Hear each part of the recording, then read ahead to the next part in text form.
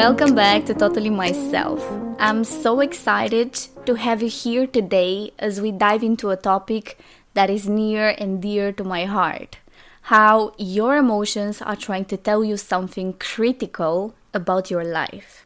Have you ever felt overwhelmed, pushing your feelings aside in the hustle and bustle? Well, let me tell you, those emotions aren't just noise. They are your inner compass. Your emotions are trying to tell you something. I used to be a master at ignoring my feelings, thinking that if I just pushed through the chaos, everything would be fine. But here's the truth. Those unchecked emotions can lead us down a path where we feel like victims of our own minds. And let me tell you, that version of me, she does not exist anymore. Not a chance in hell. This is how I changed my life and I became the active creator of it. After all the inner work I did to free myself. I had a time when I was in the wrong type of relationships, letting other people dictate my value, or I had no idea what was my direction in life. And I didn't want to live a life that had no meaning, It's hard to see your value and your purpose when you don't even know why you are feeling or thinking certain things and have no control over it. The old version of me used to be dependent onto searching all of those answers outside. My mind was my own prison and I had to take it from the scratch and got to know myself best through this method of understanding where is it all coming from and reprogram it to align with this life I want to experience, not being fucked by my own incapability of understanding me. And let's be honest, I am incredibly passionate about this work because I see so many people around me who know their trauma and their suppressed emotions and the way they affect their health. Yet, they're missing the essential tools to truly heal. So, it's time to unfuck yourself. Together, let's break the cycles of anxiety and whatever limitations are holding you back right now. Begin to train yourself to be aware of what you are thinking and feeling, because your thoughts become your feelings. Every emotion you begin to feel, it's a result of your thoughts and beliefs. And one of the ways to do that is to periodically say to yourself, what am I thinking? Would I like this thought to create my life? Would I like to have the experience of what this thought could bring to me? This isn't rocket science, but it takes practice. Let's start small. Becoming aware of our thinking is the first step to make real changes.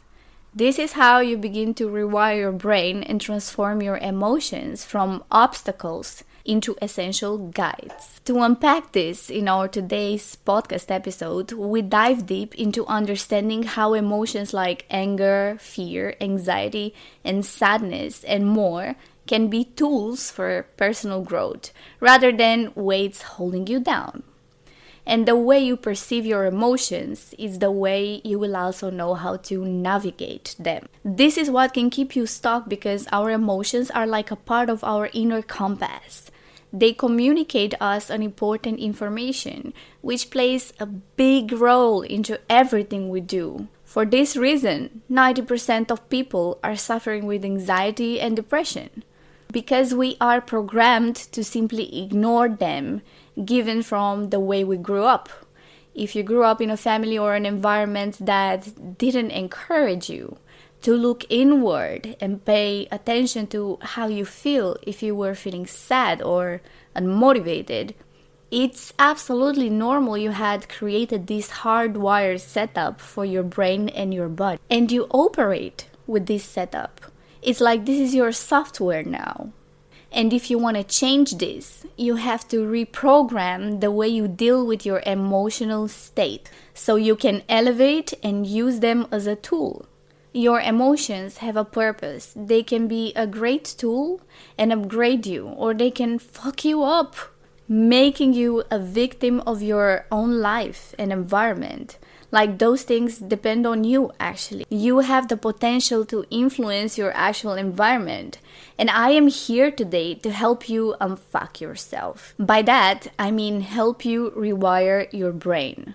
Do you know what your emotions mean? Talking about negative emotions, because you already know what the good ones means. That is very easy to know, and you know it because it's a pleasant experience. And when you are feeling good, everything around you is aligned and things seem very, very simple, comfortable. So we have to talk about those uncomfortable, challenging emotions like your fears, like your anger. Do you know what your anger means? There is a purpose behind it. Also behind fear, sadness, loneliness, and boredom. Is your fear stopping you from achieving something? Then you have work to do. Challenge your fears. They aren't random at all. It changed the way I was handling myself and my life when I sat with them and I learned their meaning. For me, this worked, and I am in control of my emotions most of the time. I don't get ruled by them anymore, but I use them in my advantage. You cannot unfuck yourself if you don't have a structure, like an organized head where things feel clear. So now, instead of having anxiety next time, you have an inner compass that guides you towards what matters now, and use this to understand what needs your attention.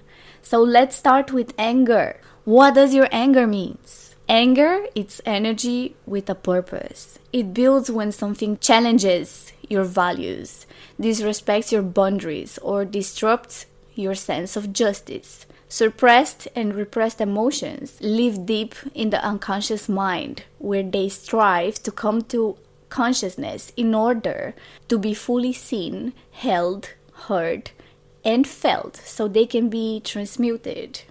But our unconscious, it's terrified at the notion of having to experience these emotions that it will do anything not to. So it creates physical pain, symptoms, and diseases as a distraction, maybe. And anger, it's especially terrifying to your unconscious because most of us have never learned how to safely express our anger. Instead of letting it take over, turn it into change.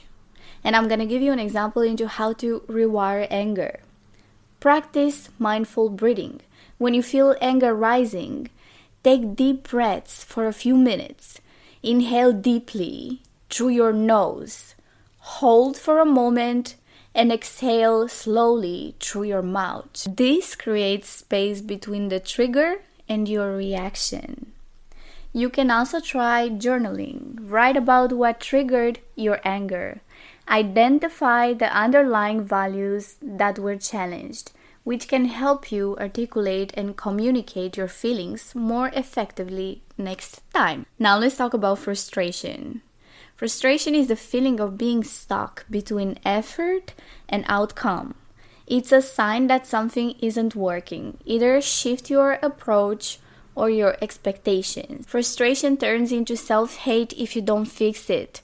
Not working on it will become the fuel to your inner critic, and you will start hating yourself for not doing the work that keeps you stuck. Maybe it can be procrastination, what frustrates you. And it won't go away until you become better at what you're not. And I'm gonna give you a tip into how to rewire frustration. Identifying triggers. Keep a frustration journal where you track what frustrates you. Over time, patterns may emerge that help you understand specific areas needing adjustment. This works for me, and I'm sure it's gonna work for you.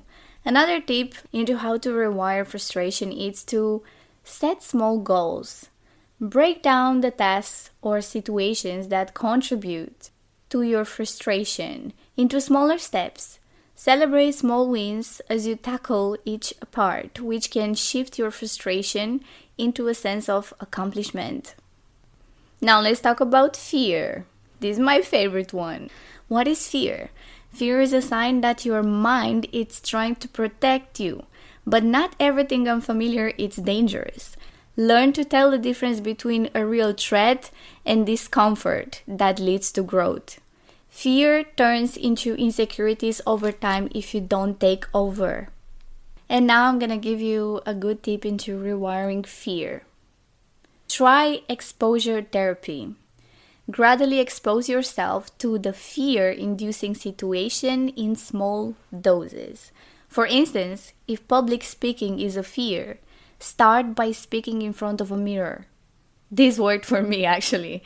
Then progress to friends and eventually a larger audience.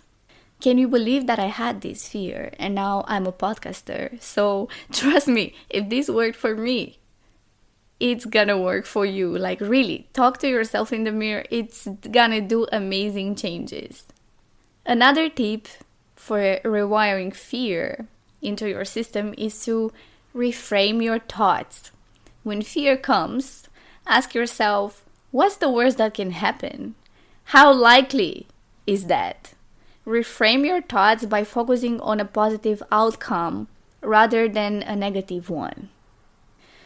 Now let's talk about sadness. Sadness is simply your mind slowing down to catch up with what's happened. Letting yourself feel it isn't weakness, it's actually processing. Sadness turns into weakness over time if you don't deal with it, making you addicted to a lot of things that give you a fast way of getting dopamine and not having to feel sad. Could be alcohol, could be drugs, could be relying on other people to feel good, or certain circumstances. Turning you into a customer to anything that makes your sadness go away, even for a bit. And now I'm going to give you a tip into rewiring sadness in your brain. Allow yourself to feel instead of pushing sadness away. Set aside time to sit with it. Use like a designated feeling time where you process emotions through art or music or quiet reflection even. Or you can try a gratitude practice. Counterbalance sadness by actively listing 3 things you are grateful for daily. This can shift your perspective over time and highlight positive moments in your life. Now let's talk about guilt. Guilt is a sign that your actions don't align with your values. Let it guide you, not punish you instead. And I have a great tip into rewiring guilt in your brain. Shift to action. When feeling guilty about not doing something, take immediate action on a small related task. For example, if you feel guilty for not exercising, commit to a 5-minute stretch or a walk. Because I'm pretty sure that there are moments when maybe you have to skip a day into going to the gym because you simply didn't have time. So I'm pretty sure that 5 minutes of stretching won't kill you. It works for me, so surely it's gonna work for you. Now my second tip for rewiring guilt would be value alignment. Reflect on your values and write down how you can align your actions with them more closely. When guilt arises, use it as a feedback to adjust rather than criticizing yourself, because that's going to become your biggest inner critic. Now let's talk about jealousy.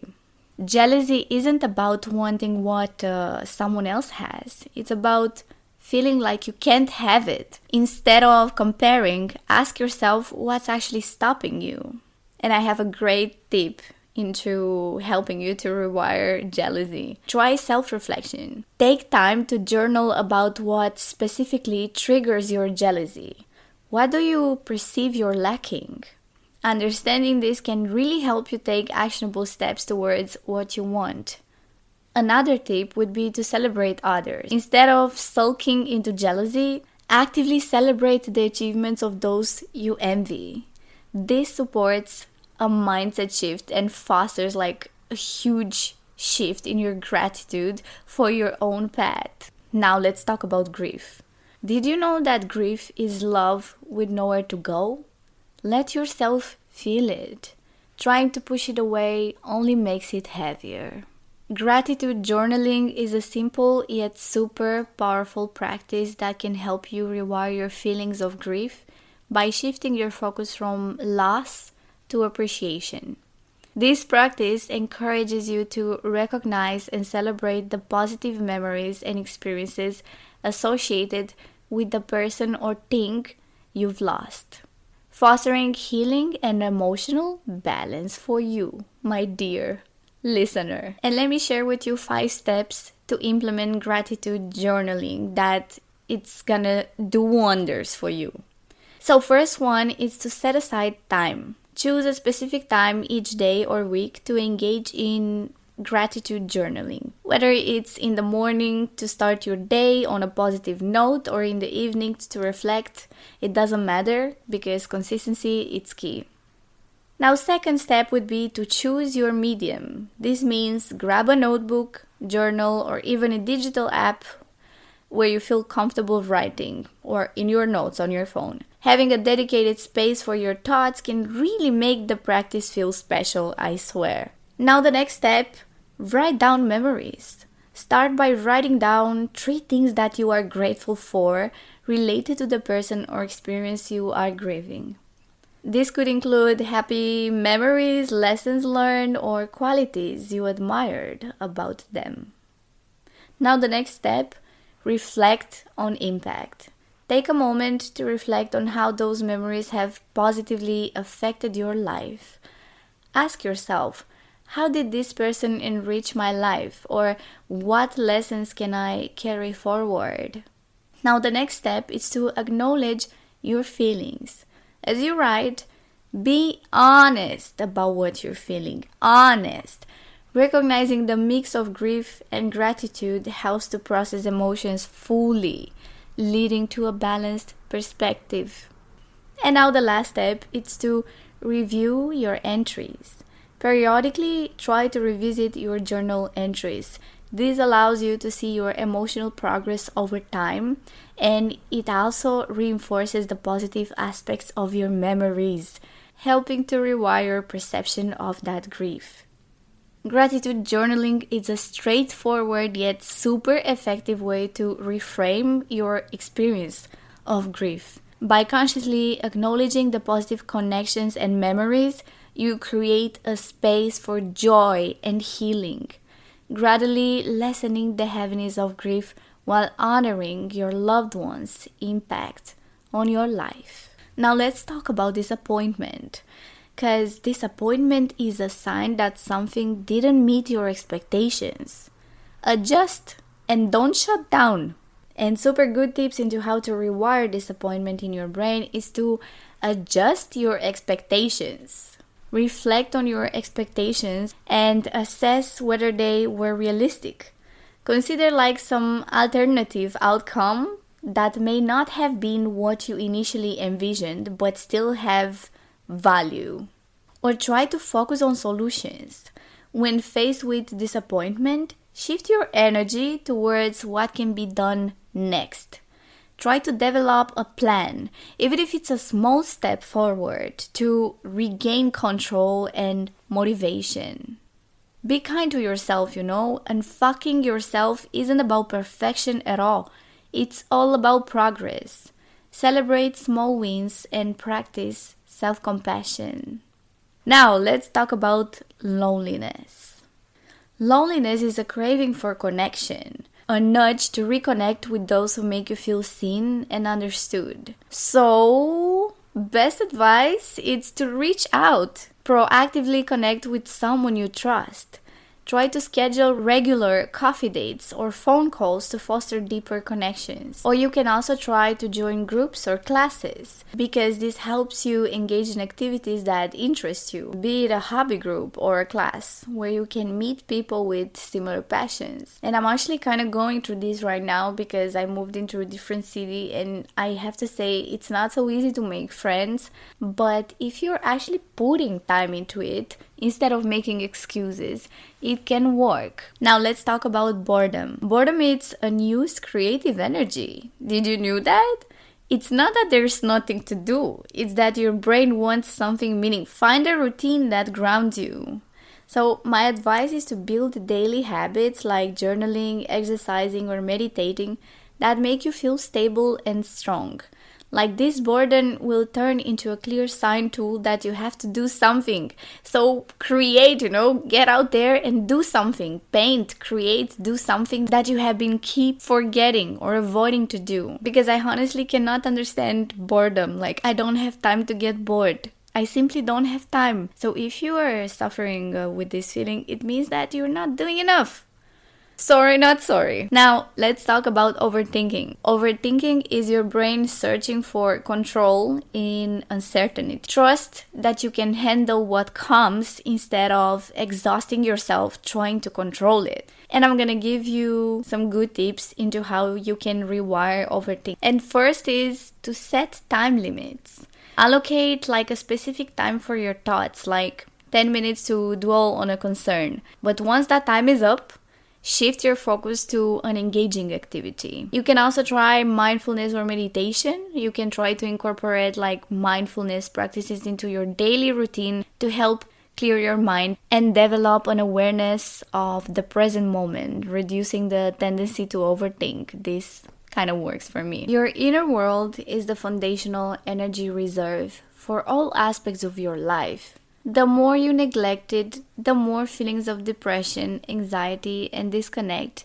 you will get to experience, baby. So the key is to face yourself, explore your depths, confront your feelings, and process your trauma. Unpack those thoughts and beliefs so you can understand who you are. Now, let me tell you how you will unfuck yourself. Get honest with yourself. Identify the areas where you feel stuck.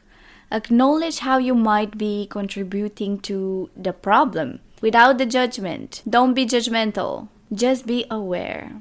And then try to revisit and realign. Regularly reflect on your goals, on your behaviors, and your mindset. Because you see, life is a dynamic.